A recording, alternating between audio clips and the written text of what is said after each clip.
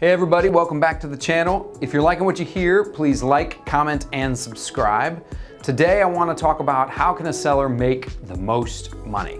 So we're going to talk about, first of all, some do's, some things that will help you make the most money, and some don'ts, some things that I see that sellers do that frankly, they don't get as much of a return as I think they often think. So let's start off with the do's. So if I'm a seller and I want to make the best return on my investment, I would definitely consider painting, right? And by the way, let your realtor come out and tell you specifically things to do, but in general, painting is probably the #1 return on your investment. And then number 2, the cosmetic improvement to the exterior of your home. Like we're talking pine needles, we're talking trimming your bushes, painting your front door.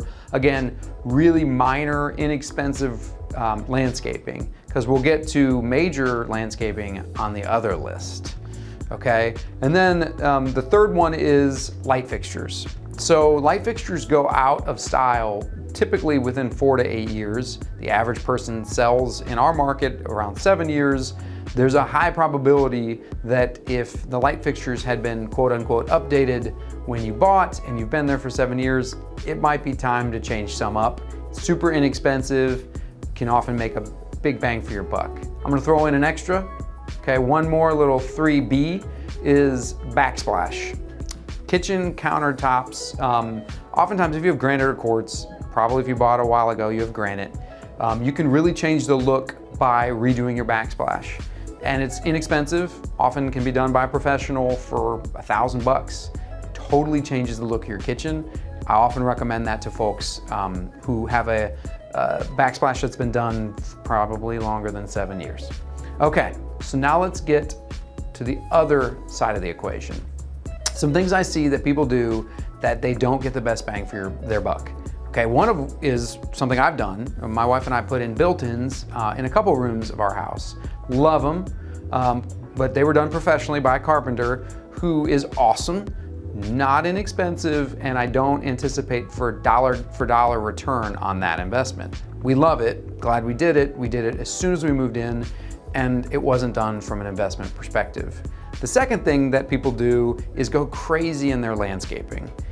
Honestly, put in all the bushes and plants that will make you happy. If you want to put in a retaining wall to make your yard flatter, if you want to do these things, they often, even though functionally serve a purpose and you might love them, they don't bring you, from a money perspective, a lot of return.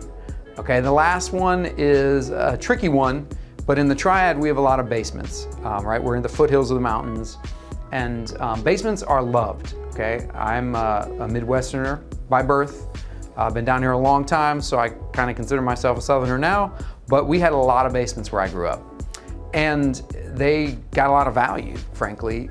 Here, appraisers don't give them the same amount of value as the above grade square footage. So sometimes I see people go crazy and finish their basement and spend like a house amount on their basement. And that's awesome, hope they enjoyed it, but dollar for dollar, it is really tough if you go crazy in a basement to get that, to recoup that back.